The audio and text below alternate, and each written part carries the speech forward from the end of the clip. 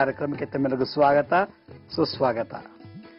ನಿನ್ನೆ ಮತ್ತೆ ಮೊನ್ನೆ ಸಂಚಿಕೆಯಲ್ಲಿ ನಾನು ಹೇಳಿದ್ದೆ ನಮ್ಮ ಬ್ರೈನ್ ನ ಹೇಗೆ ಜಿಮ್ ಮಾಡೋದು ಅಂದ್ರೆ ಮೈಂಡ್ ಅಂದ್ರೆ ಬ್ರೈನ್ ಅನ್ನ ಹೇಗೆ ಎಕ್ಸರ್ಸೈಸ್ ಮಾಡಿಸಿದ್ರೆ ನಮ್ಗೆ ಯಾವುದೇ ರೀತಿ ಮಾನಸಿಕ ಕಾಯಿಲೆಗಳು ಬರೋದಿಲ್ಲ ಅಂತ ಹೇಳಿದ್ದೆ. ಹಾಗೆ ನಮ್ಮ ಹೃದಯ ಮತ್ತೆ ಶ್ವಾಸಕೋಶಗಳು 100 ವರ್ಷ ಬದುಕಬೇಕು ಅಂದ್ರೆ ಅದಕ್ಕೆ ಯಾವ ರೀತಿ ನಾವು ಧ್ಯಾನ ಮಾಡಬೇಕು, ಯಾವ ಮುದ್ರೆ ಯೂಸ್ ಮಾಡಬೇಕು ಅಂತ ನಾನು ನೆನ್ನೆ ತಿಳಿಸ್ಕೊಟ್ಟಿದ್ದೆ. ನೋಡಿ, ಈ ಆಕಾಶ ತತ್ವ ಅಂದ್ರೆ ಈ ಹೆಬ್ಬೆಟ್ಟು ಮತ್ತೆ ಮಧ್ಯದ ಬೆರಳನ್ನ ಈ ರೀತಿ ಪ್ರೆಸ್ ಮಾಡಿದಾಗ ಇದಕ್ಕೆ ನಮ್ಮ ಬ್ರೈನ್ಗೆ ಎಕ್ಸರ್ಸೈಸ್ ಆದಾಗ ಎಷ್ಟೇ 100 ವರ್ಷ 80 ವರ್ಷ 500 ವರ್ಷ 1000 ವರ್ಷ ಬದುಕಿದ್ರು ಕೂಡ ನಮ್ಮ ಮೆಮೊರಿ ಚೆನ್ನಾಗಿರುತ್ತೆ, ಬ್ರೈನ್ಗೆ ಯಾವುದೇ ರೀತಿ ಕಾಯಿಲೆ ಬರೋದಿಲ್ಲ ಅಂತ ನಾನು ಮೊನ್ನೆ ಎಪಿಸೋಡ್ ಹೇಳಿದ್ದೆ. ನಿನ್ನೆ ಎಪಿಸೋಡ್ ನಲ್ಲಿ ಇನ್ನೊಂದು ಈ ಒಂದು ಮುದ್ರೆ ತೋರಿಸಿದ್ದೆ. ಮಧ್ಯದ ಬೆರಳು ಮತ್ತೆ ಈ ಉಂಗುರದ ಬೆರಳನ್ನು ಜೋಡಿಸಿ ಧ್ಯಾನ ಮಾಡೋದ್ರಿಂದ, ಈ ರೀತಿ ನಾವು ಧ್ಯಾನ ಮಾಡೋದ್ರಿಂದ ನಮ್ಮ ಹೃದಯ ಮತ್ತೆ ನಮ್ಮ ಶ್ವಾಸಕೋಶಗಳು 100 ವರ್ಷ ಬಾಳ್ಕೆ ಬರುತ್ತೆ ಅಂತ ಹೇಳಿದ್ದೆ. ಇವತ್ತಿನ ಸಂಚಿಕೆಯಲ್ಲಿ ನಾವು ಎಲ್ಲ ಅಂಗಾಂಗಗಳು ಚೆನ್ನಾಗಿರ್ಬೇಕು, 80 ವರ್ಷ ಬದುಕಿದ್ರು 1000 ವರ್ಷ ಬದುಕಿದ್ರು 500 ವರ್ಷ ಬದುಕಿದ್ರು ಕೂಡ ಚೆನ್ನಾಗಿರ್ಬೇಕು ಅನ್ನೋದಾದ್ರೆ, ಈಗಲೂ ಕೂಡ ನಾವು ಹಿಮಾಲಯಕ್ಕೆ ಹೋದ್ರೆ 200 ವರ್ಷದ ಜನ ಸಿಗ್ತಾರೆ. 120, 140, 150 ವರ್ಷದ ಸಾಧು ಸಂತರುಗಳು ಕೂಡ ದರ್ಶನ ಮಾಡಬಹುದು. ಇವತ್ತು ಇದು ವಿಜ್ಞಾನಕ್ಕೆ ದೊಡ್ಡ ಚಾಲೆಂಜ್ ಆಗಿರುವಂತಹ ವಿಶೇಷವಾದಂತದ್ದು. ಈ ಪ್ರಕೃತಿಯಲ್ಲಿರತಕ್ಕಂಥ ರಹಸ್ಯವನ್ನ ಸಾಧು ಸಂತರು ಯಾವ ರೀತಿ ದಿನನಿತ್ಯ ಜೀವನ ಶೈಲಿ ಅಡಿಸ್ಕೊಳ್ತಾರೆ, ಆ ಜೀವನ ಶೈಲಿ ಅಳವಡಿಸ್ಕೊಂಡಾಗ ಅವರ ಜೀವನ ಶೈಲಿ ಏನೇನು ಇಂಪ್ರೂವ್ಮೆಂಟ್ ಆಗುತ್ತೆ ಅನ್ನೋದನ್ನ ನಾನು ನಿನ್ನೆ ಮೊನ್ನೆ ಸಂಚಿಕೆಯಲ್ಲಿ ಹೇಳಿದ್ದೆ. ಮನುಷ್ಯನಿಗೆ ನಗನಾಗ್ತಾ ಇದ್ದಷ್ಟು ಅವನಿಗೆ ಆಯುಷ್ ಜಾಸ್ತಿ ಅಂತ ಶಾಸ್ತ್ರ ಹೇಳುತ್ತೆ. ಒಬ್ಬ ಮನುಷ್ಯ ತನ್ನ ನಡೆ ನುಡಿಗಳನ್ನ ಸುಳ್ಳು ಹೇಳೋದು, ಮೋಸ ಮಾಡೋದು, ಕದಿಯೋದು, ಇನ್ನೊಬ್ಬರ ಬಗ್ಗೆ ಮಾತಾಡೋದು, ಇನ್ನೊಬ್ಬರ ಬಗ್ಗೆ ಕೆಟ್ಟ ಚಿಂತನೆ ಮಾಡೋದು, ಇದು ನಮ್ಮ ರಕ್ತದನ್ನ ಕ್ಷೀಣಿಸುತ್ತಂತೆ, ನರನಾಡಿಗಳ ದೌರ್ಬಲ್ಯವನ್ನು ಜಾಸ್ತಿ ಮಾಡತ್ತಂತೆ. ಅದರಿಂದ ನರ ದೌರ್ಬಲ್ಯ ಜಾಸ್ತಿ ಆದಾಗ ಕೈ ನಡುಗುತ್ತೆ, ಮಾತು ತೊದಲುತ್ತೆ, ಒಂದು ಸುಳ್ಳು ಹೇಳಿದ್ರೆ ಅದು ಮುಚ್ಚಕ್ಕೆ 10 ಸುಳ್ಳು ಹೇಳಬೇಕು. ಹೀಗಾಗಿ ನಮ್ಮಲ್ಲಿ ಎನರ್ಜಿ ಡಿಸ್ಚಾರ್ಜ್ ಆಗ್ತಾ ಇರ್ತದೆ. ಇದನ್ನೆಲ್ಲ ಮಾಡಬಾರ್ದು ಅಂತಾನೆ ಹಿಂದಿನ ಕಾಲದಲ್ಲಿ ಮೌನ ವ್ರತ ಮಾಡ್ತಾ ಇದ್ರಂತೆ.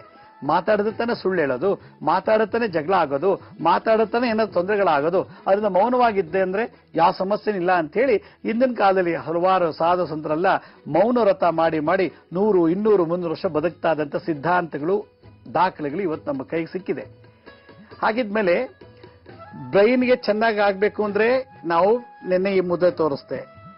ಹೃದಯ ಮತ್ತೆ ಲಂಗ್ಸ್ ಚೆನ್ನಾಗಿ ಬಲಿಬೇಕು, ಚೆನ್ನಾಗಿ ಎಷ್ಟೇ ಯೂಸ್ ಮಾಡಿದ್ರು ಕೂಡ ದಿನನಿತ್ಯ ಉಸಿರು ತಗೊಳ್ತೀವಿ, ಉಸಿರು ಬಿಡ್ತೀವಿ, ಶ್ವಾಸಕೋಶಗಳು ಸವಿತಾ ಹೋಗುತ್ತೆ. ದಿನನಿತ್ಯ ರಕ್ತ ಶುದ್ಧಿ ಮಾಡುತ್ತೆ ಹಾರ್ಟು, ಅದು ಸವಿತಾ ಹೋಗುತ್ತೆ. ಇವೆರಡು 100 ವರ್ಷ ಚೆನ್ನಾಗಿರ್ಬೇಕು, ನಮ್ಗೆ ಯಾವುದೇ ಕಾಯಿಲೆ ಬರಬಾರ್ದು, ಹಾರ್ಟ್ ಅಟ್ಯಾಕ್ ಆಗಬಾರ್ದು, ಹೃದಯಕ್ಕೆ ಸಂಬಂಧಪಟ್ಟಂತ ಕಾಯಿಲೆ, ಶ್ವಾಸಕೋಶಕ್ಕೆ ಸಂಬಂಧಪಟ್ಟಂತ ಕಾಯಿಲೆ ಅಂದ್ರೆ ರೆಸ್ಪಿರೇಟರಿ ಸಿಸ್ಟಮ್, ಕಾರ್ಡಿಯೋವಾಸ್ಕ್ಯುಲರ್ ಸಿಸ್ಟಮ್ ಬಗ್ಗೆ ಯಾವುದೇ ರೀತಿ ತೊಂದರೆಗಳು ಬರಬಾರ್ದು ಅನ್ನೋದಾಗಿದ್ರೆ ನಾ ತೋರ್ಸಂತ ಮುದ್ರೆ ಮಾಡಬೇಕು ಅಂತ ಹೇಳಿದೆ. ಎಷ್ಟು ಜನ ನಗೋದೇ ಇಲ್ಲ ಅಂತವ್ರಿಗೆ ರೆಡ್ ಬ್ಲಡ್ ಸೆಲ್ಸ್ ಏನಾಗುತ್ತೆ, ಲವಣಾಂಶ ಜಾಸ್ತಿ ಆಗತ್ತಂತೆ, ಸಾಲ್ಟ್ ಜಾಸ್ತಿ ತುಂಬಿಕೊಳ್ಳುತ್ತಂತೆ, ಸುಣ್ಣಾಂಶ ಜಾಸ್ತಿ ಆಗತ್ತಂತೆ ರಕ್ತದಲ್ಲಿ. ಯಾವಾಗ ನಾವು ನಗೋದಿಲ್ಲ ಅಂದಾಗ ರಕ್ತದಲ್ಲಿದ್ದಂತ ಸುಣ್ಣಾಂಶ ಕ್ಯಾಲ್ಸಿಯಂಗೆ ಸುಣ್ಣಾಂಶ ಅಂತಾರೆ. ಯಾವಾಗ ರಕ್ತದಲ್ಲಿ ಕ್ಯಾಲ್ಸಿಯಂ ಜಾಸ್ತಿ ಆಯ್ತು, ತಡ್ಕೊಳಕ್ಕಾಗಲ್ಲ, ರಕ್ತ ತಗೊಂಡು ಕಿಡ್ನಿಗೆ ಹಾಕ್ಬಿಡುತ್ತೆ. ಯಾವಾಗ ಕಿಡ್ನಿಗೆ ಹೊಟ್ಟೋಯ್ತು ಸುಣ್ಣಾಂಶ, ಹೆಚ್ಚಿನ ಸುಣ್ಣ ಕಿಡ್ನಿಗೆ ಹೋಗೋಯ್ತು, ಹಾಗೆ ಕಿಡ್ನಿ ಸ್ಟೋನ್ ಡೆವಲಪ್ ಆಗಿಬಿಡುತ್ತೆ. ಹಾಗೆ ಕಿಡ್ನಿ ಸ್ಟೋನ್ ಅಂತ ಕಾಯಿಲೆ ಶುರುವಾಯ್ತು. ಅದರಿಂದ ನಾವು ಯಾವಾಗ್ಲೂ ಎಷ್ಟು ನಗ್ತೀವೋ ಹಾಗೆ ನಮ್ಮ ರಕ್ತದಲ್ಲಿ ಸುಣ್ಣಾಂಶ ಸಮತೋಲನದಲ್ಲಿ ಇರುತ್ತಂತೆ. ಅದಕ್ಕೆ ದಿನನಿತ್ಯ ಅಟ್ಲೀಸ್ಟ್ ಅರ್ಧ ಗಂಟೆ ನಗಬೇಕಂತೆ, ಇಲ್ಲ ನಗಿಸ್ತಾ ಇರ್ಬೇಕಂತೆ. ಇದು ಒಂದು ಆರೋಗ್ಯದಲ್ಲಿ ಒಂದು ವಿಶೇಷವಾದಂತ ಕ್ರಿಯೆ ಅಂತ. ಇನ್ನೊಂದು ನಮ್ಮ ನಡೆನುಡಿಗಳು, ಕೂರಕ್ ಬರಲ್ಲ, ನಿಲ್ಲಕ್ ಬರಲ್ಲ, ಮಾತಾಡಕ್ ಬರಲ್ಲ, ಮಲ್ಕೊಳ್ಳೋ ಸ್ಟೈಲ್ ಸರಿಯಿಲ್ಲ, ಊಟ ಮಾಡೋ ಸ್ಟೈಲ್ ಸರಿಯಿಲ್ಲ, ಮತ್ತೆ ನಮ್ಮ ಇದು ಅಹಂಕಾರ, ದುರಹಂಕಾರ, ಗರ್ವ, ಕೋಪ, ಅಸೂಯೆ ಇವೆಲ್ಲ ಏನ್ ಮಾಡುತ್ತೆ, ಮನುಷ್ಯನ ಆಯುಷನ್ನ ಕಮ್ಮಿ ಮಾಡೋದ್ರ ಜೊತೆಗೆ ಕೆಲವು ನರನಾಡಿಗಳಲ್ಲಿ ಫಿಟ್ನೆಸ್ ಇದ್ದು ಸ್ಟಿಫ್ನೆಸ್ ಜಾಸ್ತಿ ಆಗಿಬಿಡುತ್ತೆ. ಫಿಟ್ ಆಗಿತ್ತು, ಚೆನ್ನಾಗಿತ್ತು, ಸ್ಟಿಫ್ ಆಗಿಬಿಡುತ್ತೆ. ಯಾವಾಗ ಸ್ಟಿಫ್ ಆಯ್ತು, ಮಂಡಿ ನೋವು ಬರುತ್ತೆ, ಮಂಡಿ ಸೆಳೆತ, ಮಾಂಸಖಂಡಗಳೆಲ್ಲ ನೋವು, ಇನ್ಫ್ಲಮೇಷನ್ ಅಂತಾರೆ, ಊತ ಬರುತ್ತೆ, ಬರ್ನಿಂಗ್ ಸೆನ್ಸೇಷನ್, ಕಾಲಲ್ಲಿ ಏನೋ ಚುಸ್ತಂಗಾಗತ್ತೆ, ಯಾರೋ ಹೊಡೆದಂಗಾಗತ್ತೆ, ಕಾಲ ಮೇಲೆಲ್ಲ ಮೊಳೆಲ್ ಹಾಕಿ ಹೊಡಿತಾ ಇದೇನೋ ಅನ್ಸುತ್ತೆ, ಕಾಲಲ್ಲಿ ಹಿಂಬಡಿಲೆಲ್ಲ ಉರಿ ಶುರುವಾಗತ್ತೆ, ಬೆಳಗ್ಗೆಲ್ಲ ಉರಿಯುತ್ತೆ. ಬೆಳಗ್ಗೆ ಎದ್ದು ಹಾಸಿಗೆ ಎದ್ದ ತಕ್ಷಣ ಭೂಮಿ ಮೇಲೆ ಒಂದು 10 ನಿಮಿಷ ನಿಂತು ಅಥವಾ ಓಡಾಡ್ಬಿಟ್ಟ ಉರಿ ಹೊಟ್ಟೋಗುತ್ತೆ. ಇದು ಇತ್ತೀಚೆಗೆ ಎಲ್ರಿಗೂ ಬರ್ತಾ ಇದೆ. ಕಾರಣ ಕೋಪ, ಸುಳ್ಳು ಹೇಳೋದು, ಮೋಸ ಮಾಡೋದು, ಹೀಗೆ ಎಲ್ಲ ನಮ್ಮ ನಡವಳಿಕೆಗಳಲ್ಲೇ ದೋಷ ಜಾಸ್ತಿ ಇದ್ದಾಗ ಆಯುಷ್ ಕಮ್ಮಿ, ರೋಗ ಜಾಸ್ತಿ ಆಗ್ತಾ ಇದೆ. ಇದು ಎರಡನೇದು. ಮೂರನೇದು, ಯಾವಾಗ ಮನುಷ್ಯ ತನ್ನ ಸಂಸ್ಕಾರವಂತನಾಗಬೇಕು ಅಂತ ಹೇಳ್ತಾರೆ. ನಮ್ಮ ಸಂಸ್ಕಾರ ಏನು? ಬೆಳಗ್ಗೆ ಎದ್ದ ತಕ್ಷಣ ಹಲ್ಲುಜ್ಜಲ್ಲ, ಬಾಯಿ ತೊಳೆಯಲ್ಲ, ಹಾಗೆ ಟೀ ಕುಡಿತೀವಿ, ಕಾಫಿ ಕುಡಿತೀವಿ. ಬೆಳಗ್ಗೆ ಎದ್ದ ತಕ್ಷಣ ಬಾಯಿ ತೊಳೆಯಲ್ಲ, ಹಲ್ಲು ಉಜ್ಜಲ್ಲ, ಸ್ಮೋಕ್ ಮಾಡಕ್ ಶುರು ಮಾಡ್ತಾರೆ. ಈ ಸಂಸ್ಕಾರ ಏನಾಗಿದೆ, ಈ ಒಂದು ಡಿಸಿಪ್ಲಿನ್ ಏನಾಗಿದೆ, ಮನುಷ್ಯನ ಆರೋಗ್ಯನ ಕಮ್ಮಿ ಮಾಡಿ ರೋಗನ ಜಾಸ್ತಿ ಮಾಡ್ತಾ ಇದೆ. ಸೊ ಇದನ್ನೆಲ್ಲ ಗಮನಕ್ಕೆ ಇಟ್ಕೊಂಡು ಯಾರಿಗೆ ಸಂಸ್ಕಾರದಲ್ಲಿ ಕಮ್ಮಿ ಇದೆಯೋ, ಯಾರ ನಡವಳಿಕೆ ಆಟಿಟ್ಯೂಡ್ ಅಲ್ಲಿ ಡಿಫರೆನ್ಸ್ ಇದೆಯೋ, ಯಾರು ನಗೋದಿಲ್ವೋ ಅಂತವರು ಸದಾ ರೋಗಿಗಳಾಗ್ತಾರೆ. ಮತ್ತೆ ಹೆಚ್ಚಿಗೆ ವರ್ಷ ಬದುಕೋದಿಲ್ಲ. ಅದು ಯಾವುದೋ ಒಂದು ರೂಪದಲ್ಲಿ ಕಿಡ್ನಿ ಡ್ಯಾಮೇಜ್ ಅಂತಾನೋ, ಹೆಚ್ಚಿಗೆ ನಗಾಡ್ಲಿಲ್ಲ ಅಂದ್ರೆ ಕಿಡ್ನಿಗೆ ತೊಂದರೆ ಆಗತ್ತಂತೆ. ಅದಕ್ಕೆ ಚೆನ್ನಾಗಿ ನಗಾಡ್ತಿದ್ರೆ ಕಿಡ್ನಿ ಚೆನ್ನಾಗಿ ವರ್ಕ್ ಆಗತ್ತೆ. ಮತ್ತೆ ಯಾವಾಗಲೂ ನಾವು ಬಹಳ ಸತ್ಯವನ್ನೇ ಧರ್ಮಪಾಲನೆ ಮಾಡ್ತಾ ಇದ್ರೆ ರಕ್ತದಲ್ಲಿ ಸಮತೋಲನ ಇರುತ್ತೆ. ಆಗ ಬಿಳಿ ರಕ್ತ ಕಣ, ಕೆಂಪು ರಕ್ತ ಕಣ, RBC WBC ಅಂತ ಹೇಳ್ತಾರೆ, ಇದೆರಡು ಬ್ಯಾಲೆನ್ಸ್ ಆದಾಗ ಮನುಷ್ಯನಲ್ಲಿ ಸುಮಾರು 70% ರಕ್ತವನ್ನ ಸಮತೋಲನ ಇಡುವಂತ ಶಕ್ತಿ ನಮ್ಮ ನಡವಳಿಕೆಗಿದೆ. ನಾನು ಸುಳ್ಳು ಹೇಳೋ, ಕದ್ದೋ, ಮೋಸ ಮಾಡಿದಾಗ ನಮ್ಮ ಮನಸ್ಸು ಹೇಳ್ತಾ ಇರುತ್ತೆ, ಕೊರಗ್ತಾ ಇರುತ್ತೆ, ನಾನು ಮೋಸ ಮಾಡಿದೆ, ಸುಳ್ಳು ಹೇಳಿದೆ, ಹಾಗೆ ಹೀಗೆ ಅಂತೇಳಿ.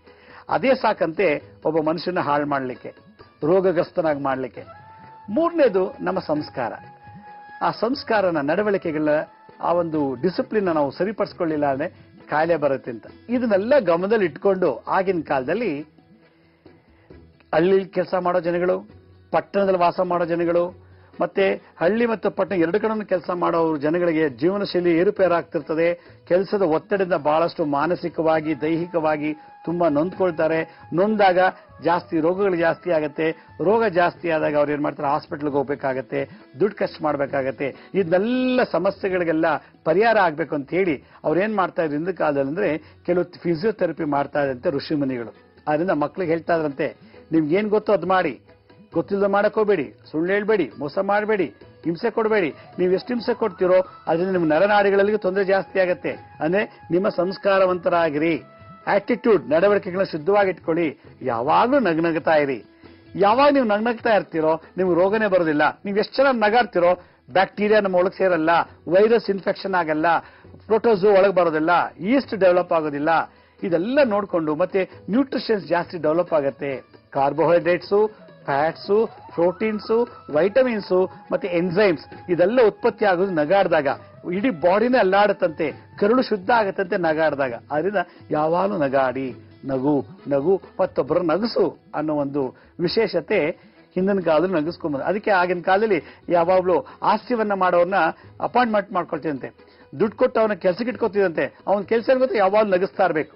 ತೆನಾಲಿ ರಾಮಕೃಷ್ಣ, ಚಾಣಕ್ಯ ಇವರೆಲ್ಲ ನಗಿಸಿ ನಗಿಸಿ ಅಲ್ಲಿ ಸಭೆಯಲ್ಲಿದ್ದಂತ ಜನಗಳಿಗೆಲ್ಲ ಆರೋಗ್ಯವನ್ನು ತುಂಬುತ್ತಿದ್ರಂತೆ. ಅದರಿಂದ ನಗು ಒಂದು ಔಷಧಿ ಇದ್ದಾಗೆ. ಹಾಗಿದ್ಮೇಲೆ ಇನ್ನು ಉಳಿದದೆಲ್ಲ ಹೇಗೆ ನಡೆಸ್ತಾ ಇದ್ರು ಹಿಂದಿನ ಕಾಲದಲ್ಲಿ, ಆ ಮುದ್ರೆ ಏನು, ಆ ಮಂತ್ರ ಏನು ಅನ್ನೋದನ್ನ ನಾನು ಸಣ್ಣ ವಿರಾಮ ಅಂತ ತಿಳಿಸ್ಕೊಡ್ತೀನಿ. ಬನ್ನಿ ಒಂದು ಪುಟ್ಟ ವಿರಾಮ ತಗೊಳ್ಳೋಣ.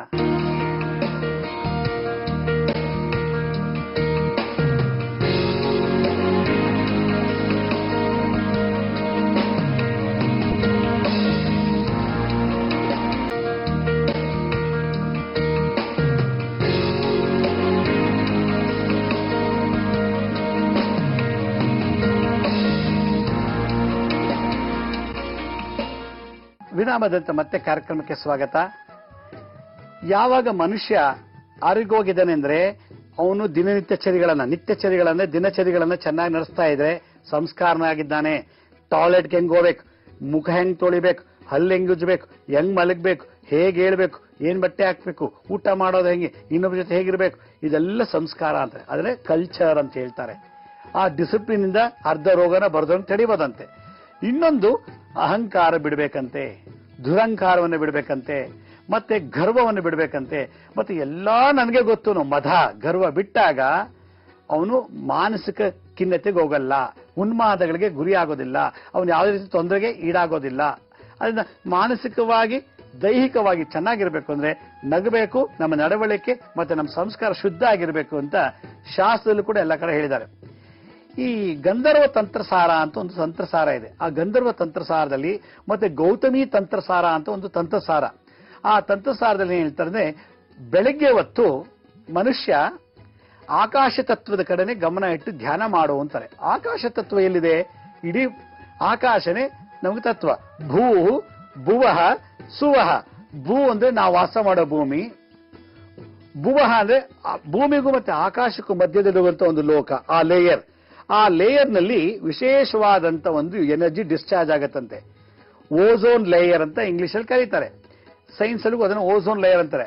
ಆ ಓಝೋನ್ ಲೇಯರ್ ಅಲ್ಲಿ ಬರತಕ್ಕಂತ ಗಾಳಿ ಆಕ್ಸಿಜನ್ 100ರಲ್ಲಿ 80% ಕಾಯಿಲೆನ ಕ್ಯೂರ್ ಮಾಡಿಬಿಡತ್ತಂತೆ. 100ರಲ್ಲಿ 80% ಕಾಯಿಲೆ ಕ್ಯೂರ್ ಮಾಡೋದಾದ್ರೆ ಅದನ್ನ ಹೆಂಗ್ ಸಕ್ ಮಾಡೋದು? ಬೆಳಗ್ಗೆ ಹೊತ್ತು ಮರ ಗಿಡಗಳು ಗಾಳಿ ಬೀಸುತ್ತೆ, ಸಮುದ್ರದ ಅಲೆಗಳಿಂದ ಗಾಳಿ ಬರುತ್ತೆ, ನದಿ, ಕೊಳ, ಕೆರೆ, ಸರೋವರ, ಮತ್ತೆ ಪಕ್ಷಿಗಳ ರೆಕ್ಕೆ ಬಡ್ಕೊಂಡು ಹಾರಾಡ್ತಿರೋ ಆ ರೆಕ್ಕೆಯಿಂದ ಬರುವಂತ ಗಾಳಿಯಲ್ಲೇ ನಾವು ಸೇವನೆ ಮಾಡಿ ನಾವು ಬದುಕಿದೀವಿ ಇದುವರೆಗೂ. ಆದ್ರೆ ಈ ಭೂಹಲೋಕದ ಗಾಳಿಯನ್ನು ಯಾರು ತಗೊಳಕ್ ಹೋಗಿಲ್ಲ. ಆಗ ತಗೊಳ್ಬೇಕಾದ್ರೆ ಏನು, ನಾವೇನ್ ಮಾಡಬೇಕು? ಈ ಆಕಾಶ ತತ್ವ ನೋಡಿ, ಈ ಮುದ್ರೆ, ಈ ಮುದ್ರೆನಲ್ಲಿ ಧ್ಯಾನ ಮಾಡಬೇಕು ಅಂದ್ರೆ ಹೆಬ್ಬೆಟ್ ಮೇಲೆ ಈ ಮಧ್ಯದ ಬೆರಳನ್ನ ಜೋಡಿಸ್ಬಿಟ್ಟು ನಾವು ದಿನನಿತ್ಯ ಧ್ಯಾನ ಮಾಡಿದಾಗ ನಮ್ಮ ಬ್ರೈನ್ಗೆ ಎಕ್ಸರ್ಸೈಸ್ ಆಗತ್ತೆ ಅಂತ ನಾನು ಹೇಳಿದ್ದೆ ಮೊನ್ನೆ ಸಂಚಿಕೆಯಲ್ಲಿ. ಕಣ್ಣು ಮುಚ್ಕೊಂಡು ನಾವು ನಿಧಾನಕ್ಕೆ ಕೂತ್ಕೊಂಡು ಧ್ಯಾನ ಮಾಡಿದ್ರೆ ಬೆಳಗಿನ ಜಾವ, ಬೆಳಗ್ಗೆ ಹೊತ್ತು ಆಕಾಶ ತತ್ವದ ಗಾಳಿಯನ್ನ ಸಕ್ ಮಾಡಬೇಕು. ಈ ಮುದ್ರೆ ಆಂಟೆನಾ ತರ ವರ್ಕ್ ಮಾಡುತ್ತೆ. ನಾವು ಹೇಗೆ ಆಂಟೆನಾ ನಾವು ರೇಡಿಯೋಗೆ ಮತ್ತೆ ಕಾರಲ್ಲಿ ಹೋಗುವಾಗ ಟೇಪ್ ರೆಕಾರ್ಡರ್ಗೆ ರೇಡಿಯೋ ಎಲ್ಲ ಹೇಗೆ ಆನ್ ಮಾಡ್ತೀವಿ ಏರಿಯಲ್ನ, ಹಾಗೆ ಆಂಟೆನಾ ತರ ಇದು ವರ್ಕ್ ಮಾಡುತ್ತೆ. ಈ ಮುದ್ರೆಯಿಂದ ನಮಗೆ ಆಕಾಶ ತತ್ವದಲ್ಲಿರತಕ್ಕಂಥ ಗಾಳಿ ಬ್ರೈನ್ಗೆ ಹೋಗುತ್ತೆ. ಆಗ ಬ್ರೈನ್ ಇರತಕ್ಕಂಥ ನ್ಯೂರಾನ್ಸ್ಗೆ ಒಳ್ಳೆ ಊಟ ಆಗ್ತಂಗೆ ಆಗತ್ತೆ ಈ ಮುದ್ರೆಯಿಂದ ಹೇಳ್ಕೊಂಡಂತ ಗಾಳಿ ಆಕಾಶ ತತ್ವ. ಹಾರ್ಟು ಲಂಗ್ಸ್ಗೆ ಈ ಮಧ್ಯದ ಬೆರಳು ಉಂಗುರದ ಬೆರಳು ನೋಡಿ, ಈ ಉಂಗುರದ ಬೆರಳು ಮತ್ತೆ ಹೆಬ್ಬೆಟ್ಟನ್ನ ಸೇರಿಸ್ಬಿಟ್ಟು ಈಗ ಒಂದು ಅರ್ಧ ಗಂಟೆ ಕೂತಾಗ ಅವಾಗ ಏನಾಗುತ್ತೆ, ಲಂಗ್ಸ್ ಮತ್ತೆ ಹಾರ್ಟ್ಗೆ ಸಾಕಷ್ಟು ಗಾಳಿ ತುಂಬುತ್ತೆ ಅಂತ ಹೇಳೋದು. ಎಲ್ಲಿಂದ? ಭೂಮಿಯಿಂದ ಒಳಗಿಂದ ಬರುವಂತ ಆಕರ್ಷಣಾ ಶಕ್ತಿ. ಇದಿಷ್ಟ ಆಯ್ತು. ಇದು ಮಧ್ಯಾಹ್ನ ಹೊತ್ತು ಮಾಡ್ಬೇಕಂತೆ. ಬೆಳಗ್ಗೆ ಹೊತ್ತು ಹೆಬ್ಬೆಟ್ಟು ಮತ್ತೆ ಮಧ್ಯದ ಬೆರಳನ್ನ ಜೋಡಿಸಿ ಧ್ಯಾನ ಮಾಡಿದಾಗ ಬ್ರೈನ್ಗೆ ಎಕ್ಸರ್ಸೈಸ್ ಆಯ್ತು. ಉಂಗುರದ ಬೆರಳು ಮತ್ತೆ ಮಧ್ಯದ ಅಂಗುಷ್ಟಕ್ಕೆ ಸೇರಿಸಿದಾಗ ಹಾರ್ಟ್ ಮತ್ತೆ ಲಂಗ್ಸ್ಗೆ ಎಕ್ಸರ್ಸೈಸ್ ಆಯ್ತು, ಜಿಮ್ ಮಾಡ್ದಂಗಾಯ್ತು. ಅದೇ ಸಂಧ್ಯಾಕಾಲ ಸಾಯಂಕಾಲ ಹೊತ್ತು ನೋಡಿ, ಈ ಹೆಬ್ಬೆಟ್ಟನ್ನ ಈ ತೋರು ಬೆರಳಿಗೆ ಟಚ್ ಮಾಡಬೇಕು. ಇನ್ನು ಉಳಿದೆಲ್ಲಾ ಬೆರಳುಗಳನ್ನ ಸ್ಟ್ರೈಟ್ ಆಗಿ ಇಟ್ಕೋಬೇಕು. ಹೆಬ್ಬೆಟ್ಟು, ತೋರು ಬೆರಳು ಇದಿಷ್ಟನ್ನು ಇಟ್ಕೊಂಡು ನಾವು ಕಣ್ಮುಚ್ಕೊಂಡು ನಿಧಾನಕ್ಕೆ ಕಣ್ಮುಚ್ಕೊಂಡು ಕೂತಿದ್ರೆ ಸೂರ್ಯ ಮುಳುಗುವಾಗ, ಚಂದ್ರ ಉದಯ ಆಗುವಾಗ ಬರುವಂತ ಆ ಸಂಧಿ ಕಾಲದಲ್ಲಿ ಇರುವಂತ ಗಾಳಿ ಈ ಜ್ಞಾನ ಮುದ್ರೆಯಿಂದ ಹೋಗುತ್ತೆ. ಇದಕ್ಕೆ ಜ್ಞಾನ ಮುದ್ರೆ ಅಂತ ಕರೀತಾರೆ. ಅಂದ್ರೆ ಈ ಹೆಬ್ಬೆಟ್ಟು ಮತ್ತೆ ಈ ತೋರು ಬೆರಳು ಇವೆರಡು ಮುದ್ರೆಯನ್ನ ಧಾರಣೆ ಮಾಡಿ ನಾವು ಕೂತ್ಕೊಂಡಾಗ ಇದಕ್ಕೆ ಜ್ಞಾನ ಮುದ್ರೆ ಅಥವಾ ಜ್ಞಾನ ಸರಸ್ವತಿ ಮುದ್ರಾ ಅಂತ ಕರೀತಾರೆ. ಯೋಗ ಶಾಸ್ತ್ರದಲ್ಲಿ ಈ ಮುದ್ರೆಗೆ ಚಿನ್ ಮುದ್ರಾ ಅಂತ ಕರೀತಾರೆ. ಇನ್ನು ಎಲ್ಲಾ ಬೆರಳು ನಿಮಗೆ ಕರೆಕ್ಟ್ ಆಗಿ ಜೋಡಿಸಿ ಸ್ಟ್ರೈಟ್ ಆಗಿ ಇಟ್ಕೋಬೇಕು. ತೋರು ಬೆರಳು ಮೇಲೆ ಹೆಬ್ಬೆಟ್ಟು ಸುಮ್ಮನೆ ಟಚ್ ಮಾಡ್ಬೇಕು. ಹೀಗೆ ಬಲವಂತ ಪ್ರೆಸ್ ಮಾಡಬಾರ್ದು, ಸುಮ್ಮನೆ ಹಗುರವಾಗಿ ಟಚ್ ಮಾಡಿ ಕೂತ್ಕೊಂಡ್ರೆ ಈ ಮುದ್ರೆನ ಸಾಯಂಕಾಲ ಹೊತ್ತು ಮಾಡ್ಬೇಕಂತೆ. ಸಂಧ್ಯಾಕಾಲದಲ್ಲಿ ಈ ಮುದ್ರೆಯನ್ನು ಧಾರಣೆ ಮಾಡಿ ನಾವು ಕೂತ್ಕೊಂಡಾಗ ಸರ್ವಾಂಗಗಳಿಗೂ ಅಂದ್ರೆ 72,000 ನಾಡಿ, ಕೋಟ್ಯಾಂತರ ನ್ಯೂರಾನ್ಸ್ಗಳಿಗೆ ಇದು ಬಿಲ್ಡ್ ಆಗುತ್ತಂತೆ. ಈ ಒಂದು ಎಕ್ಸರ್ಸೈಸು ಸಾಯಂಕಾಲ ಹೊತ್ತು ಮಾಡ್ಬೇಕಂತೆ. ಇನ್ನೊಂದ್ಸಲ ತೋರಿಸ್ತೀನಿ. ಬೆಳಗ್ಗೆ ಹೊತ್ತು ಮಧ್ಯದ ಬೆರಳು ಮತ್ತೆ ಈ ಅಂಗುಷ್ಟ ನೋಡಿ, ಇದು ಮಧ್ಯದ ಬೆರಳು ಅಂಗುಷ್ಟ ಬೆಳಗ್ಗೆ ಆಕಾಶ ತತ್ವ ಜ್ಞಾನ. ಈ ಆಕಾಶ ತತ್ವದ ಧ್ಯಾನವನ್ನ ಬೆಳಗ್ಗೆ ಹೊತ್ತು ಮಾಡಿದಾಗ ಬ್ರೈನ್ಗೆ ಎಕ್ಸರ್ಸೈಸ್ ಆಗುತ್ತೆ. ಮಧ್ಯಾಹ್ನ ಹೊತ್ತು ಹೆಬ್ಬೆಟ್ ಮೇಲೆ ಉಂಗುರದ ಬೆರಳನ್ನ ಇಡಬೇಕು. ಈ ರೀತಿ ಉಂಗುರದ ಬೆರಳ ಮೇಲೆ ಇಟ್ಟಾಗ ಧ್ಯಾನ ಕೂತಾಗ ನಮಗೆ ಲಂಗ್ಸು ಮತ್ತು ಹಾರ್ಟ್ಗೆ ಎಕ್ಸರ್ಸೈಸ್ ಆಗುತ್ತೆ. ಈ ರೀತಿ ಮಾಡೋದ್ರಿಂದ ನಮ್ಮ ಲಂಗ್ಸು ಮತ್ತೆ ಹೃದಯ 100 ವರ್ಷ ಬಾಳ್ಕೆ ಬರುತ್ತೆ, ಸವಿಯೋದಿಲ್ಲ, ಎಕ್ಸ್ಪೈರ್ ಆಗೋದಿಲ್ಲ ಅಂತ ಹೇಳ್ತಾರೆ. ಆದ್ರೆ ಸಂಧ್ಯಾಕಾಲದಲ್ಲಿ ಹೆಬ್ಬೆಟ್ ಮೇಲೆ ಈ ತೋರು ಬೆರಳನ್ನ ಹಿಂಗಿಡ್ಬೇಕು. ಹೆಬ್ಬೆಟ್ ಮೇಲೆ ತೋರು ಬೆರಳು ಇಟ್ಟು ಈ ರೀತಿ ಕುತ್ಕೋಬೇಕು. ಆಗ ಸಂಜೆ ಹೊತ್ತು ನಾವು ಧ್ಯಾನ ಮಾಡಿದ್ರೆ ಬ್ರೈನು ಒಳಗಿರುವಂತ ಕೋಟ್ಯಾಂತರ ನ್ಯೂರಾನ್ಸು, ನಮ್ಮ ರಕ್ತದಲ್ಲಿರತಕ್ಕಂಥ ಕಣಗಳು, ಸ್ಟಮಕ್ಕು ಅಂದ್ರೆ ಜಠರ, ಕರಳು, ಸಣ್ಣ ಕರಳು, ದೊಡ್ಡ ಕರಳು, ಲಿವರು, ಮತ್ತೆ ಗಾಲ್ ಬ್ಲಾಡರು, ಕಿಡ್ನಿ ಇವೆಲ್ಲವೂ ಶುದ್ಧ ಆಗತ್ತಂತೆ. ಇದನ್ನ ಮಾಡಬೇಕು ಅಂದ್ರೆ ನಾವು ಅರ್ಧ ಗಂಟೆಗಳ ಕಾಲ ಕುತ್ಕೋಬೇಕು. ಈ ರೀತಿ ಯಾರು ಅರ್ಧ ಗಂಟೆಗಳ ಕಾಲ ಕೂತ್ಕೊಳ್ತಾರೋ ಅವರಿಗೆ ಸರ್ವಾಂಗಗಳಿಗೂ ಧ್ಯಾನ ಆಯ್ತು. ಆಗ ಈ ಮುದ್ರ ಮಾಡೋದ್ರಿಂದ ನಮ್ಮಲ್ಲಿ ಅಹಂಕಾರ ಕಮ್ಮಿ ಆಗತ್ತೆ, ಸುಳ್ಳು, ಮೋಸ, ವಂಚನೆ, ಲಂಚ ಇವೆಲ್ಲ ಬಿಡ್ತೀವಿ.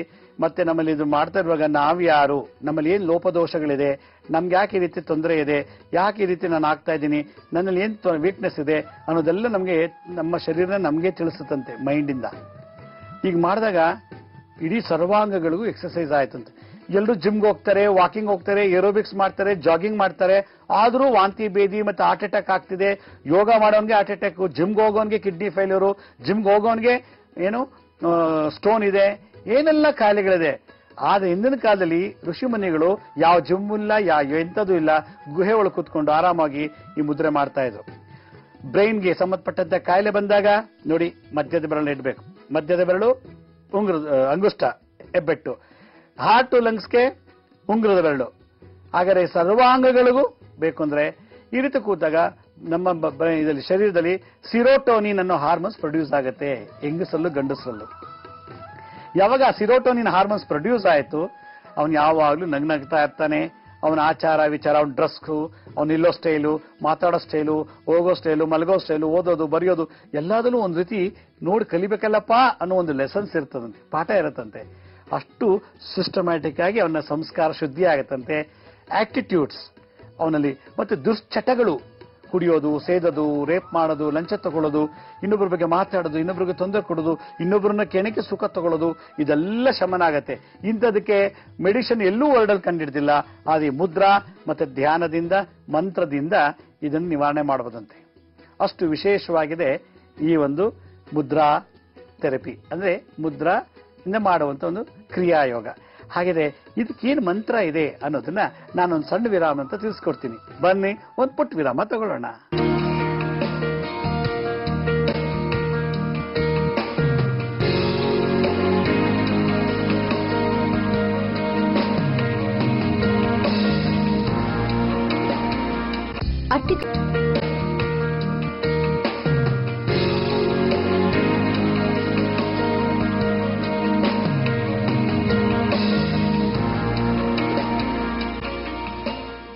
ವಿರಾಮದ ನಂತರ ಮತ್ತೆ ಕಾರ್ಯಕ್ರಮಕ್ಕೆ ಸ್ವಾಗತ. ನಾನೀಗಾಗಲೇ 3 ಮುದ್ರೆ ತೋರಿಸ್ತೀನಿ. ಬ್ರೈನ್ಗೊಂದು ಮುದ್ರೆ, ಲಂಗ್ಸು ಮತ್ತೆ ಹಾರ್ಟ್ಗೊಂದು ಮುದ್ರೆ, ಇನ್ನೆಲ್ಲಾ ಅಂಗಾಂಗಗಳಿಗೂ ಒಂದು ಮುದ್ರೆ ತೋರಿಸಿದೆ. ಈ 3 ಮುದ್ರೆಗಳನ್ನ ಯಾರು ಬೆಳಗ್ಗೆ ಮಧ್ಯಾಹ್ನ ಸಂಜೆ ಅಳವಡಿಸ್ಕೊಂಡ್ಬಿಡ್ತಾರೋ, ಒಂದು 21 ದಿವಸ ಬಿಡದೆ ಯಾರು ಮಾಡ್ತಾರೋ ಅವ್ರಿಗೆ ಎಂತಹ ಕಾಯಿಲೆ ಎದುರು ಹೊಟ್ಟೋಗುತ್ತೆ. ನನಗೆ ತುಂಬಾ ಮೂಡಿಲ್ಲ, ಬೋರ್ ಆಗ್ತಿದೆ ಅಂತಾರೆ, ಅದಕ್ಕೆ ಆಕಾಶ ತತ್ವ ಮುದ್ರೆ ಮಾಡಬೇಕು.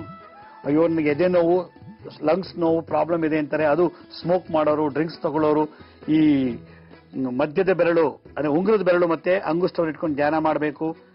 ಇಡೀ ಎಲ್ಲಾ ಅಂಗಗಳು ಒಳ್ಳೆ ಹಾರ್ಮೋನ್ಸ್ ಪ್ರೊಡ್ಯೂಸ್ ಮಾಡಬೇಕು. ಎಂಡೋಕ್ರೈನ್ ಸಿಸ್ಟಮ್ಸ್ ಅಲ್ಲಿ, ಎಂಡೋಕ್ರೈನ್ಸ್ ಅಲ್ಲಿ pituitary gland, penal gland, thyroid, parathyroid, ಮತ್ತೆ ಥೈಮಸ್, ಅಡ್ರಿನಲ್ ಗ್ಲ್ಯಾಂಡ್ಸ್, ಕಿಡ್ನಿ ಮೇಲೆ ಒಂದು ಗ್ಲ್ಯಾಂಡ್ ಇದೆ, ಅದಕ್ಕೆ ಅಡ್ರಿನಲ್ ಗ್ಲ್ಯಾಂಡ್ ಅಂತಾರೆ. ಪ್ಯಾಂಕ್ರಿಯಾಸು, ಎಲ್ಲಿ ಶುಗರ್ನ ಪ್ರೊಡ್ಯೂಸ್ ಮಾಡೋದು, ಅಂದ್ರೆ ಇನ್ಸುಲಿನ್ ಪ್ರೊಡ್ಯೂಸ್ ಮಾಡೋ ಅದು. ಗಂಡಸರಿಗೆ ಟೆಸ್ಟಿಕಲ್ಸ್, ಹೆಂಗಸರಿಗೆ ಓವರೀಸ್ ಅಂತಾರೆ. ಇದಿಷ್ಟು ಹಾರ್ಮೋನ್ಸ್ ಅನ್ನ, ಸೆರೋಟೋನಿನ್ ಹಾರ್ಮೋನ್ಸ್ ಬ್ಯಾಲೆನ್ಸ್ ಮಾಡಿ ಅವನು ನಗ್ನಗ್ತಾ ಬೆಳಗ್ಗೆಯಿಂದ ಸಂಜೆವರೆಗೂ ಆರಾಮಾಗಿ, ಎಷ್ಟು ಮಾತಾಡೋ ಸುಸ್ತಾಗಬಾರ್ದು, ಎಷ್ಟೇ ಕೆಲಸ ಮಾಡಿದ್ರು ಟೈರ್ಡ್ ಆಗಬಾರ್ದು, ಎಷ್ಟೇ ಓದಿದ್ರು ಬೇಜಾರಾಗಬಾರ್ದು, ಏನೇ ಕೆಲಸ ಮಾಡಿದ್ರು ಅವನ ಹಸನ್ಮುಖಿಯಾಗಿ ನಗ್ನಗ್ತಾ ಚೆನ್ನಾಗಿರ್ಬೇಕು. ಮತ್ತೆ ಅವನ ಬಾಡಿ ಶೇಪ್ ಎಲ್ಲ ಬಹಳ ಚೆನ್ನಾಗಿರ್ಬೇಕು ಅಂದ್ರೆ ಈ 3 ಮುದ್ರೆಗಳು ಉಪಯೋಗಿಸ್ಕೊಂಡು ಬೆಳಗ್ಗೆ ಮಧ್ಯಾಹ್ನ ಮತ್ತೆ ರಾತ್ರಿ 10 ನಿಮಿಷನಾದ್ರೂ ನಾವು ಧ್ಯಾನ ಕೂತು ಬಿಟ್ಟಾದ್ರೆ ಹಾಸ್ಪಿಟ್ಲಿಗೆ ಹೋಗೋ ಅವಶ್ಯಕತೆ ಇಲ್ಲ, ಯಾವ ಜ್ಯೋತಿಷ್ಯ ಹತ್ರ ಹೋಗೋಂಗಿಲ್ಲ, ಯಾವ ವಾಸ್ತು ಕನ್ಸಲ್ಟ್ ಹತ್ರನೂ ಹೋಗೋಂಗಿಲ್ಲ, ಏನು ಸಮಸ್ಯೆ ಇರೋದಿಲ್ಲ. ಹೀಗಾಗಿ ಋಷಿ ಮುನಿಗಳು 100 ವರ್ಷ ಬದುಕ್ಬಿಟ್ರು, ಊಟನೂ ಮಾಡದೆ, ನೀರು ಕುಡಿದೇನೆ, ಟಾಯ್ಲೆಟ್ಗೂ ಹೋಗೋದಿಲ್ಲ, ಏನೂ ಇಲ್ದೇನೆ ಅವ್ರು ಈ 3 ಮುದ್ರೆಗಳನ್ನ ಬೆಳಗ್ಗೆ ಮಧ್ಯಾಹ್ನ ರಾತ್ರಿ, ಬೆಳಗ್ಗೆ ಮಧ್ಯಾಹ್ನ ಸಂಜೆ, ಬೆಳಗ್ಗೆ ಮಧ್ಯಾಹ್ನ ಸಂಜೆ ಈ ಮುದ್ರೆಗಳನ್ನ ಧಾರಣೆ ಮಾಡಿ ಮಾಡಿ ಆಹಾರದ ಶಕ್ತಿಯನ್ನು ಕೂಡ ನೀಗಿಸ್ಕೊಂಡ್ರು, ಆಯುಷನ್ನ ವೃದ್ಧಿ ಮಾಡ್ಕೊಂಡ್ರು, ಮತ್ತೆ ಕಾಯಿಲೆಯಿಂದ ಹೊರಗೆ ಬಂದ್ರು, ಯಾವ ಕಾಯಿಲೆನೂ ಇರಲಿಲ್ಲ. ಹೀಗೆ ಕೂತಿದ್ದಾಗ ಯಾವ ಮುದ್ರೆ ಮಾಡಬೇಕು ಅಂತ, ಬೆಳಗ್ಗೆ ಮಧ್ಯಾಹ್ನ ರಾತ್ರಿ ಮಾಡುವಂತಹದ್ದು ಮುದ್ರೆಗಳಿಗೂ ಒಂದೇ ಮಂತ್ರ ನೋಡಿ. ಈ ಚಿನ್ನ ಮುದ್ರೆಗೆ ಹೆಬ್ಬೆಟ್ ಮೇಲೆ ತೋರು ಬೆರಳನ್ನು ಇಟ್ಬಿಟ್ಟು ಕೂತಾಗ ಎಲ್ಲಾ ಅಂಗಾಂಗಗಳಿಗೂ, ನಮ್ಮಲ್ಲಿ ಹಾರ್ಮೋನ್ಸ್ ಪ್ರೊಡ್ಯೂಸ್ ಆಗೋವ್ರಿಗೆ ಏನು ಮಂತ್ರ ಹೇಳಬಾರ್ದು. 2 ನಿಮಿಷ ಅಥವಾ 3 ನಿಮಿಷ ಆದ ತಕ್ಷಣ ಸಿರೋಟೋನಿನ್ ಲೆವೆಲ್ ನಿಧಾನಕ್ಕೆ ಡೆವಲಪ್ ಆಗುತ್ತೆ. ಕಣ್ಣು ಮುಚ್ಕೊಂಡು ಕೂತ್ಕೋಬೇಕು. ಕಣ್ಣು ಮುಚ್ಕೊಂಡು ಕೂತ್ಕೊಂಡು ಯಾವ್ದ್ರ ಬಗ್ಗೆ ಯೋಚನೆ ಮಾಡಬಾರ್ದು. ಉಸು ತಗೊಂಡಾಗ ಹೊಟ್ಟೆ ದಪ್ಪ ಆಯ್ತು, ಉಸು ಬಿಟ್ಟಾಗ ಹೊಟ್ಟೆ ಒಳಗೋಯ್ತು, ಉಸು ತಗೊಂಡಾಗ ಹೊಟ್ಟೆ ದಪ್ಪ ಆಯ್ತು, ಉಸು ಬಿಟ್ಟಾಗ ಹೊಟ್ಟೆ ಒಳಗೋಯ್ತು. ಇದನ್ನೇ ಉಸಿರಾಟನ ಹಾಗೆ ಗಮನಿಸ್ತಾ ಗಮನಿಸ್ತಾ ಗಮನಿಸ್ತಾ ಗಮನಿಸ್ತಾ ಗಮನಿಸ್ತಾ ನಿಮ್ಗೆ ಹೊಟ್ಟೆ ಇದೆ ಅನ್ನೋದೇ ಗೊತ್ತಾಗಲ್ಲ, ನೀವು ಉಸಿರಾಡ್ತಿದ್ದೀರ ಅನ್ನೋದೇ ಗೊತ್ತಾಗಲ್ಲ. ಶೂನ್ಯ ಅಂದ್ರೆ ಯೂನಿಯನ್, ಮರ್ಜ್ ಆಗಿಬಿಡ್ತೀರಾ. ಆ ಮರ್ಜ್ ಆದಾಗ ಕಣ್ಣು ಮುಚ್ಚಿಕೊಂಡು ಹಾಗೇನೆ ಒಂದು ದೀರ್ಘವಾಗಿ ಉಸಿರು ತಗೊಳ್ತಾ ಓಂ ಕ್ಲೀಂ ಓಂ, ಓಂ ಕ್ಲೀಂ ಓಂ, ಓಂ ಕ್ಲೀಂ ಓಂ, ಓಂ ಕ್ಲೀಂ ಓಂ, ಓಂ ಕ್ಲೀಂ ಓಂ, ಓಂ ಕ್ಲೀಂ ಓಂ ಅನ್ನೋ ಮಂತ್ರ ಜಪ ಮಾಡ್ಬೇಕಂತೆ. ಕ್ಲೀಂ ಅಂದ್ರೆ ನಮ್ಮಲ್ಲಿರತಕ್ಕಂಥ ಎಲ್ಲಾ ನೆಗೆಟಿವ್ ಎನರ್ಜಿ, ಕುಡ್ದಿದ್ದು, ಸೇದಿದ್ದು, ಮೋಸ ಮಾಡಿದ್ದು, ಅಹಂಕಾರ, ದುರಹಂಕಾರ, ಗರ್ವ, ಮತ್ತೆ ರೇಪ್ ಮಾಡಿದ್ದು, ಲಂಚ ತಗೊಂಡಿದ್ದು, ಇದೇನೇನೆಲ್ಲ ನೆಗೆಟಿವ್ ಎನರ್ಜಿ ನಮ್ಮಲ್ಲಿ ಇದೆಯೋ ಅದೆಲ್ಲ ಈ ಧ್ಯಾನದಿಂದ ಡಿಸ್ಚಾರ್ಜ್ ಆಗತ್ತಂತೆ. ಧ್ಯಾನ ಮಾಡಿದ ನಂತರ ಹಾಕ್ಲಿಕ್ಕೆ ಶುರುವಾಗತ್ತೆ, ಅಂದ್ರೆ ಡಿಸ್ಚಾರ್ಜ್ ಆಗ್ತಿದೆ ಅಂತ. ಕೆಲವು ಧ್ಯಾನ ಮಾಡಿದ ತಕ್ಷಣ ಟಾಯ್ಲೆಟ್ಗೆ ಹೋಗ್ತಾರೆ, ಕೆಲವು ಧ್ಯಾನ ಮಾಡಿದ ತಕ್ಷಣ ರೀಸರ್ಚ್ ಮಾಡ್ತಾರೆ, ಅಲ್ಲಿಗೆ ಅರ್ಥ ಅದೆಲ್ಲ ಡಿಸ್ಚಾರ್ಜ್ ಆಗ್ತಿದೆ ಅಂತ. ಇದು ಒಳ್ಳೆ ಗುಡ್ ಸೈನ್, ಇದು ಬಹಳ ಇಂಪಾರ್ಟೆಂಟ್. ಇದು ಆಗ್ತಿದೆ ಅಂದ್ರೆ ಅದು ಒಳ್ಳೇದು, ಅಂದ್ರೆ ಆ ಧ್ಯಾನ ನಿಮಗೆ ಚೆನ್ನಾಗಿ ರಿಯಾಕ್ಷನ್ ಕೊಟ್ಟಿದೆ ಅಂತ ಅರ್ಥ. ಬೆಳಗ್ಗೆ ಹೊತ್ತು ನಾವು ಧ್ಯಾನ ಕೂತಾಗ ನಾವು ದಕ್ಷಿಣಕ್ಕೆ ಮುಖ ಮಾಡಿ ಅಥವಾ ಉತ್ತರಕ್ಕೆ ಮುಖ ಮಾಡಿ ಕೂತ್ಕೋಬೇಕು. ಬೆಳಗ್ಗೆ ಹೊತ್ತು ಮಾಡುವಾಗ ಈ ಮಧ್ಯದ ಬೆರಳನ್ನ ಹೆಬ್ಬೆಟ್ ಮೇಲೆ ಇಟ್ಬೇಕು. ಮಧ್ಯದ ಬೆರಳು ಹೆಬ್ಬೆಟ್ ಮೇಲೆ ಇಟ್ಟು ಉಳಿದೆಲ್ಲಾ ಬೆರಳು ಸ್ಟ್ರೈಟ್ ಆಗಿ ಇಡಬೇಕು. ಇದು ಮಾಡುವಾಗ ಓಂ ಕ್ಲೀಂ ಓಂ, ಓಂ ಕ್ಲೀಂ ಓಂ, ಓಂ ಕ್ಲೀಂ ಓಂ ಅಂತ ಯಾವಾಗ ಮಾಡ್ತೀವಿ ಆಗ ಬ್ರೈನ್ ಅಲ್ಲಿ ಇರತಕ್ಕಂಥ ಎಲ್ಲಾ ನೆಗೆಟಿವ್ ಎನರ್ಜಿ, ದ್ವೇಷ, ಇನ್ನೊಬ್ಬರ ಬಗ್ಗೆ ಮಾತಾಡಬೇಕು ಅಂತ ಮನಸ್ಸು, ಇನ್ನೊಬ್ಬರಿಗೆ ರೇಪ್ ಮಾಡಬೇಕು, ಕೊಲೆ ಮಾಡಬೇಕು, ಲಂಚ ತಗೋಬೇಕು, ಏನೇನೋ ಕೆಟ್ಟ ಕೆಟ್ಟದೆಲ್ಲ ಯೋಚನೆ ಮಾಡುತ್ತಿದ್ದೆ ನಾಳೆ ಬೆಳಗ್ಗೆಗೆ ಅದು ನಿವಾರಣೆ ಆಗುತ್ತೆ. ನಿನ್ನೆ ಮಾಡಿದ್ದು, ಮೊನ್ನೆ ಮಾಡಿದ್ದು ಎಲ್ಲಾ ತರ ಕ್ಲೇಶಗಳು, ನೆಗೆಟಿವ್ ಎನರ್ಜಿ ಎಲ್ಲ ಡಿಸ್ಚಾರ್ಜ್ ಆಗುತ್ತೆ. ಇದು ಬೆಳಗ್ಗೆ. ಇದು ಮಾಡ್ಬೇಕಾದ್ರೆ ನಾವು ತುಳಸಿ ಗಿಡ ಮುಂದೆ ಕೂತ್ ಮಾಡಿದ್ರೆ ಬಹಳ ಒಳ್ಳೇದು. ಯಾವ್ದಾದ್ರು ಗಿಡಗ ಮರಗಳ ಹತ್ರ ಕೂತ್ ಮಾಡ್ಬೇಕಂತೆ ಬೆಳಗಿನ ಜಾವ. ಯಾಕಂದ್ರೆ ಬೆಳಗಿನ ಜಾವ ಗಿಡಗಳಿಂದ ಬರೋ ಗಾಳಿ ನಮ್ಗೆ ಇನ್ನೂ ಪ್ರಮೋಟ್ ಮಾಡತ್ತಂತೆ ಹೆಚ್ಚಿಗೆ. ಮಧ್ಯಾಹ್ನ ಏನ್ ಮಾಡೋದು? ಮಧ್ಯಾಹ್ನ ಏನ್ ಮಾಡ್ಬೇಕು? ಪಶ್ಚಿಮಕ್ಕೆ ಮುಖ ಮಾಡಿ ಕೂತ್ಕೊಂಡು ಈ ಉಂಗುರದ ಬೆರಳನ್ನ ಎಬ್ಬಿಟ್ಟು ಟಚ್ ಮಾಡ್ಬೇಕು. ಮಧ್ಯಾಹ್ನ ಹೊತ್ತು ಈ ರೀತಿ ಕೂತ್ಕೊಂಡು ನಾವು ಓಂ ಕ್ಲೀಂ ಓಂ, ಓಂ ಕ್ಲೀಂ ಓಂ, ಓಂ ಕ್ಲೀಂ ಓಂ, ಓಂ ಕ್ಲೀಂ ಓಂ ಅನ್ನೋ ಮಂತ್ರ ಹೇಳ್ತಾ ಮಾಡಿದಾಗ ಹಾರ್ಟ್ ಲಂಗ್ಸ್ ಹಗುರ ಆಗತ್ತಂತೆ. ಎಂತ ದಮ್ ಇರಲಿ, ಅಸ್ತಮಾ ಇರಲಿ, ಕ್ಷಯ ರೋಗ ಇರಲಿ, ಎಂಥದೇ ಹಾರ್ಟಿಗೆ ಕಾರ್ಡಿಯೋಲಾಜಿಕಲ್ ಇಶ್ಯೂಸ್ ಏನೇ ಇದ್ರು ಕೂಡ ನಿವಾರಣೆ ಆಗುತ್ತಂತೆ. ಸಾಯಂಕಾಲ ಮಧ್ಯಾಹ್ನ ಹೊತ್ತು ಮಾಡ್ಬೇಕಾದ್ರೆ ಪಶ್ಚಿಮಕ್ಕೆ ಮುಖ ಮಾಡಬೇಕು. ಆಗ ನಿಮ್ಮ ಮನೆ ದೇವ್ರ ಮುಂದೆ ಕುತ್ಕೊಂಡಿರ್ಬೇಕಂತೆ ಮಧ್ಯಾಹ್ನ ಹೊತ್ತು. ಸಂಜೆ ಹೊತ್ತು ಏನ್ ಮಾಡ್ಬೇಕು? ಸಾಯಂಕಾಲ ಹೊತ್ತು ನದಿ ತೀರದಲ್ಲಿ ಈ ತೋರ್ ಬೆರಳನ್ನ ಹೆಬ್ಬೆಟ್ ಮೇಲೆ ಇಡಬೇಕು. ನದಿ ತೀರದಲ್ಲಿ ಈ ಕುತ್ಕೊಂಡು ನಿಧಾನಕ್ಕೆ ಓಂ ಕ್ಲೀಂ ಓಂ, ಓಂ ಕ್ಲೀಂ ಓಂ, ಓಂ ಕ್ಲೀಂ ಓಂ, ಓಂ ಕ್ಲೀಂ ಓಂ ಅಂತ ಯಾರು ಹೇಳ್ತಾರೋ ನದಿ ತೀರದಲ್ಲಿ, ನದಿ ದಡದಲ್ಲಿ ಏನಾಗುತ್ತೆ, ಆ ನದಿ ಅಲೆಗಳಿಂದ ಬರೋ ಗಾಳಿ ಆಕ್ಸಿಜನ್ನು, ಪರಿಸರದಿಂದ ಬರ್ತಾರಂತ ಆಕ್ಸಿಜನ್ನು, ಮತ್ತೆ ಆ ನಾವು ಕೂತಿರೋ ಜಾಗದ ವಾಸ್ತುವಿನಿಂದ ಬರತಕ್ಕಂಥ ಒಂದು ವಿಶೇಷವಾದ ಎನರ್ಜಿ ಗುದದ್ವಾರದಿಂದ ಹೋಗುತ್ತೆ, ಎಲ್ಲಾ ಸಪ್ತ ಚಕ್ರಗಳನ್ನು ಕ್ಲೀನ್ ಮಾಡುತ್ತೆ. ಮತ್ತೆ ನದಿ ದಡದಿಂದ ಬಂದಿರುವಂತ ಗಾಳಿ, ಪರಿಸರ, ಅಕ್ಕಿ ಪಕ್ಷಿಗಳದು, ಮರ ಗುಡ್ಡಗಳದು ಎಲ್ಲ ಗಾಳಿನೂ ಕೂಡ ನಮ್ಮನ್ನು ಶುದ್ಧೀಕರಣ ಮಾಡತ್ತಂತೆ.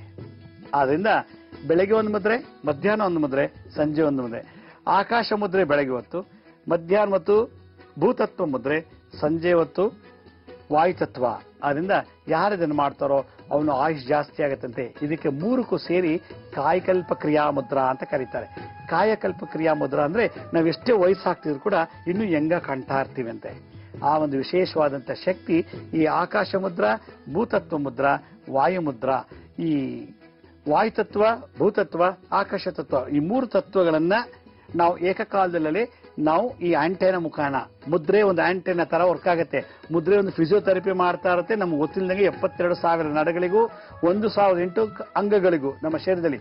ಆವಾಗ ಏನಾಗುತ್ತೆ, ಅವನು ಸ್ಥೂಲಕಾಯ, ಅವನು ವಿಶೇಷವಾದಂತಹ ಶರೀರ, ಮಾನಸಿಕವಾಗಿ ಅವನಿಗೆ ಯಾವುದೇ ರೀತಿ ತೊಂದರೆನೂ ಆಗೋದಿಲ್ಲ. ಹೀಗೆ ಅವನ ಜೀವನದಲ್ಲಿ ಯಾಲ್ ಬೇಕಾದ್ರೂ ಅವ್ನು ಗೆಲ್ತಾನೆ, ಏನ್ ಬೇಕಾದ್ರೂ ನಡೆಯುತ್ತದೆ. ಅದರಿಂದ ಇದನ್ನ ಯಾರು ಅಳವಡಿಸ್ಕೊಂಡ್ಬಿಡ್ತಾರೋ ಆಯುಷ್ ವೃದ್ಧಿ ಆಗತ್ತೆ, ಆರೋಗ್ಯವಂತನಾಗ್ತಾನೆ. ಒಂದು ಮಾತು ತಗೊಳ್ಳೋ ಅವಶ್ಯಕತೆ ಇಲ್ಲ. ಒಬ್ಬ ಜ್ಯೋತಿಷ್ಯ ಹತ್ರ ಹೋಗಿ ನನಗೆ ಹಿಂಗ್ ಪ್ರಾಬ್ಲಮ್ ಇದೆ ನಂಗಿಲ್ಲ, ಧ್ಯಾನದಲ್ಲಿ ಕೂತ್ಕೊಂಡು ಅವ್ನ ಪ್ರಾಬ್ಲಮ್ ಎಲ್ಲ ಸಾಲ್ವ್ ಮಾಡ್ಕೊಳ್ತಾ ಇರ್ತದೆ. ಅವತ್ತಿನ ದಿವಸ ಅವ್ನಿಗೆ ಏನ್ ಪ್ರಾಬ್ಲಮ್ ಇದೆಯೋ ಆ ಎನರ್ಜಿ ಕಂಪ್ಲೀಟ್ ನಮ್ಗೆ ಕ್ಯೂರ್ ಮಾಡ್ತಾ ಇರ್ತದಂತೆ. ಯಾಕಂದ್ರೆ ನಮ್ಮ ಮನುಷ್ಯ ಶಕ್ತಿಗಿಂತಲೂ ಭೂಮಿ, ಆಕಾಶದ ಗಾಳಿ ಅಷ್ಟು ಪವರ್ಫುಲ್, ಅಷ್ಟು ದೈವ ಶಕ್ತಿ, ಅಷ್ಟೇ ಆರೋಗ್ಯ ಇರುವಂತ ಮೆಡಿಸಿನ್ ಕೂಡ. ಹೀಗೆ ನಾನು ನಾಳಿನ ಸಂಚಿಕೆಯಲ್ಲಿ ಮತ್ತಷ್ಟು ವಿಶೇಷವಾದಂತಹ ಮಾಹಿತಿಯನ್ನು ತಮ್ಮನ್ನು ಭೇಟಿ ಮಾಡ್ತೀನಿ. ಎಲ್ಲರಿಗೂ ನನ್ನ ನಮಸ್ಕಾರ. ಸಾಯಿರಾಮ್.